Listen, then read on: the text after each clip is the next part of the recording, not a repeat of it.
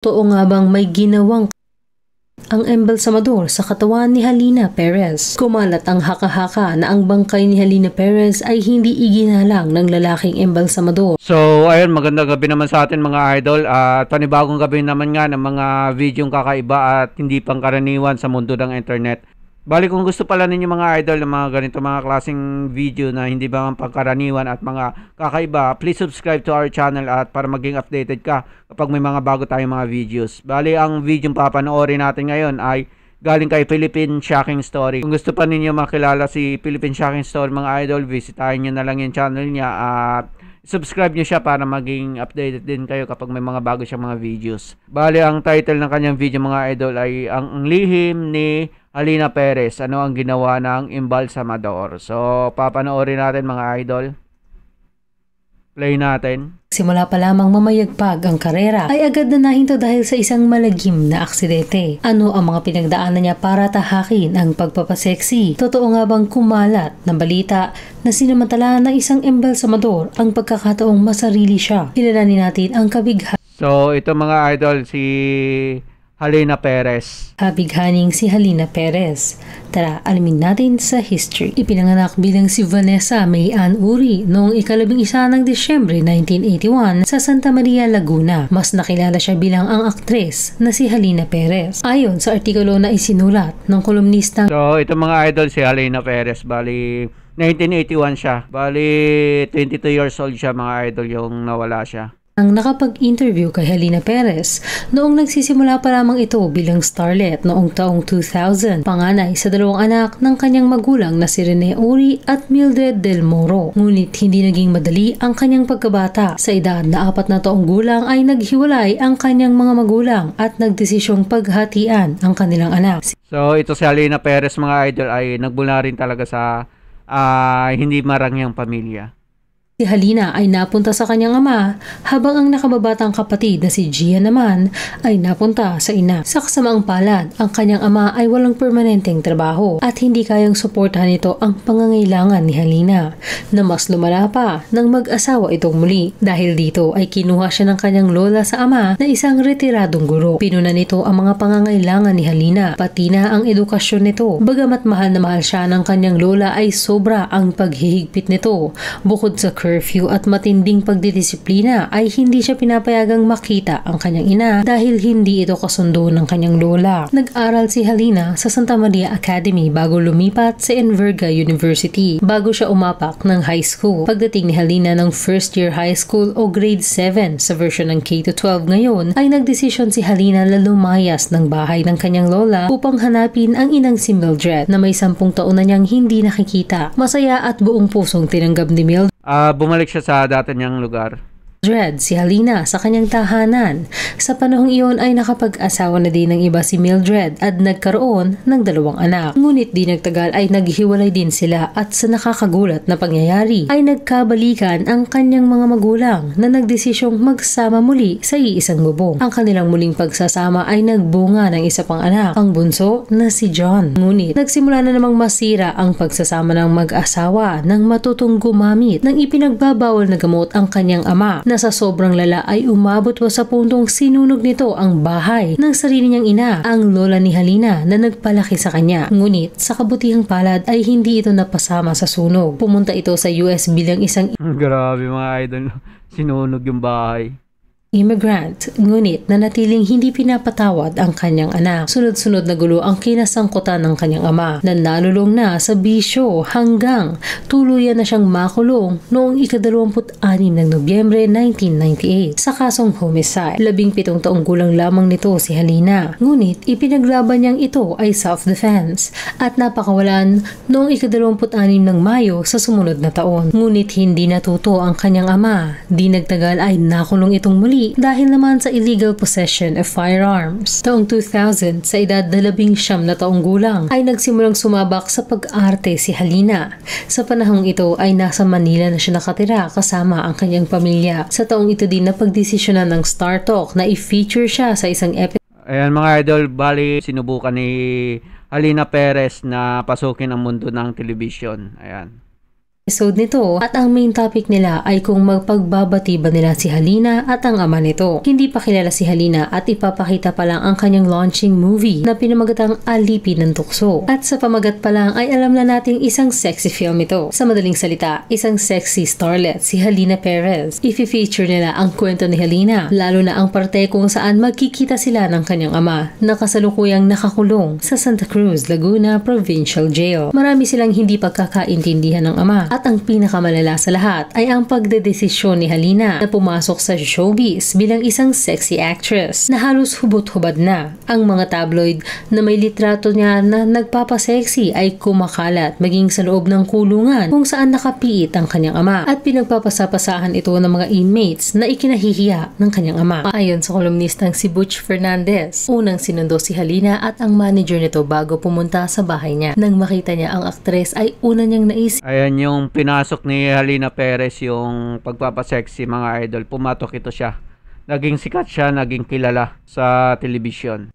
Na kung sino man ang nakaisip ng screen name na Halina ay hindi na makakapili pa ng mas magandang pangalan para dito. Tunay ngang kahali-halina ang kanyang ganda. Ang mukha niya ay isa sa pinakamaganda sa buong Asia na kanyang nakita. Nakaupo ito sa pinakadulo ng van, katabi ang kanyang manager na si Isaac Munoz Jr. Maraming nag-alok na makipagpalit ng pwesto sa kanila, ngunit magalag na tumanggi lamang si Halina at naramdaman ni Butch na nahihiya lamang ito. Sobrang mahiyain ni Halina at mukhang mapag-isa. Sa isang stopover sa Starbucks, nakausap ni Butch si Halina at may pag-aalinlangang nagkwento naman ito ng kanyang buhay hanggang makarating sa showbiz. Nang bumalik sila sa sasakyan para ituloy ang biyahe ay napansin niyang tila pinagsisisihan nito ang desisyon na pumayag na ma-feature ang pagkikita nila ng kanyang ama. Mangiyak-ngiyak nitong sinabing, hindi ko alam kung ano ang sasabihin ko sa kanya. At pagkita nito sa arko ng Santa Cruz ay napabulong siya ng malapit na. Pagdating sa compound ng Santa Cruz Provincial Jail ay kitang-kita sa mukha ni Halina na nais na nitong mag-back out at bumalik ng Maynila. Ngunit huli na ang lahat. Hinihintay na siya ng kanyang ama sa opisina ng isang prison official. 39 na taong gulang na taon lamang ang kanyang ama. Ngunit dahil sa mga naranasan sa buhay, lalo na sa piitan, ay mukhang mas matanda pa ito. Nag-ipon ng lakas ng loob at huminga muna ng malalim si Halina bago bumaba sa van. Ito ang unang pagkikita nila matapos ang 2 taon at kabadong-kabado si Halina. Halos maiyak ang mga nakakita ng reunion ng mag-ama. Matagal na palang napatawad ng kanyang ama si Halina at nagsimula ng maging proud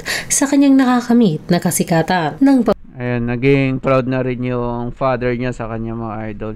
Yung una kasi binanggit dito na ikinakahiya or nahihiya yung father sa pinasok ni Halina Perez. Pabalik na sila sa Manila ay labis-labis ang pasasalamat ni Halina sa mga kasamang staff ng Star Talk dahil sa tulong nitong mapagbati sila ng kanyang ama. Ngunit nang nag-stop over sila sa Chowking ng San Pablo, Laguna ay hindi sumama sa pagkain si Halina dahil sa sobrang pagkamahiyain nito at dahil alam ni Butch na walang kinain ng dalaga bukod sa ininom nito sa Starbucks noong umaga. Kaya naman binilihan na lamang niya ito ng Colette's Buko Pie na labis na ipinagpasalamat ng dalaga. Nang magpaalam na sila sa isa't isa ay nakipagbeso-beso pa siya sa starlet at sinabihan ng usual na wag mo kong kalimutan kapag sikat ka na at isang mahiyaing ngiti lamang ay isinagot ng dalaga. Muli siyang nagkaroon ng isang pelikula noong 2001 na pinamagatang Ikapitong Gloria at pagdating ng 2002 ay sunod-sunod na ang kanyang mga pelikula na siyang sinubaybayan ni Butch. Sa mga naunang pelikula ng dalaga ay halatang may kaunting pag-autubili ito at awkward pa umarte. Ngunit pagdating ng ika-4 nitong pelikula na pinamagatang Biglang Liko ay nagkaroon na ito ng napakalaking improvement. Sa taong ito ay nakagawa siya ng 7 pelikula. Bagamat small budget films lamang ang ginaganapan ni Halina ay lagi naman itong nakakakuha ng top billing at mabilis na nakaka-recover ng kanilang kapital. Kaya naman mula 2001 hanggang 2003 ay halos kada 4 na buwan ay mayroon siyang film showing sa mga sinihan. Ayon pa kay Butch, Yan sumikat si Halina Perez mga idol. Naiinis siya tuwing tatawaging starlet si Halina dahil kung mahahawakan lang sana siya ng malalaking kumpanya gaya ng Regal, Viva at Seiko Films ay mas kikinang sana ang kanyang bituin. Huling nakita ni Butch si Halina noong 2003 nang muli itong mag-guest sa Star Talk upang i-promote ang isa niyang pelikula. Noon ay mas masigla at mas confident na ang dalaga at kada labas ng kanyang pelikula ay mas sumisikat pa ang dalaga. Ika-4 ng Marso 2004, umattend si Halina ng opening ng Konica Photo Store sa Legazpi City kasama ang isa pang starlet na si Dana Garcel, 18 taong gulang. 6:30 ng umaga, habang pabalik na ang kanilang grupo sa Maynila ay nabangga ang kanilang van na isang gray Nissan Serena ng isang truck sa may boundary ng Tangkawayan, Quezon at Camarines Norte. Agarang namatay ang manager ni Halina na si Isaac Munoz Jr. at si Halina naman ay nabali ang leeg at hindi na umabot ng buhay sa ospital. So, ayun mga idol, yung masaklap na nangyari kay Halina Perez. Bali kung iisipin nyo, bago pa lang siya pa usbong, di ba, sa industriya, yung mga panahon na yan, natapos na ng gano'n na lang kaaga. Ang kasamang starlet na si Dana ay nagsabing ang driver na si Domingo Vallejos ay nagmamaneho ng napakatulin at kada liliko ito ay napupunta siya sa kabilang dulo. Nagtamo si Dana ng fracture sa kanyang kaliwang paa. Sa isang phone interview naman ay sinisi ng isa pa nilang driver na si Renato Tambukol ang truck driver na umunoy nag-swerve papunta sa kanilang lane. Ayon naman sa mga staff ng Konica Photo Studio ay successful naman ang motorcade nila at napakaraming fans ang nagpa-picture sa kanya. Ngunit, napansin nila na tila may malalim na iniisip si Halina. May lungkot sa mga mata nito kahit na nakangiti pa sa litrato at tila mapanglaw ang inilalabas na aura. Bandang hapon ay na-claim na ng ama ni Halina ang kanyang katawan kasama ang ilan pang miyembro ng kanyang pamilya habang ang kanyang ina naman na nagtatrabaho sa Hong Kong bilang domestic helper ay uuwi ng Pilipinas. Sa isang artikulo sa dyaryo ng Philippine Daily Inquirer na inilabas noong ika-10 ng Marso 2004. Ikinagulat ng mga kamag-aral, guro at principal ni Halina ang kanyang pagpanaw, lalo na at inaasahan nilang a-attend ito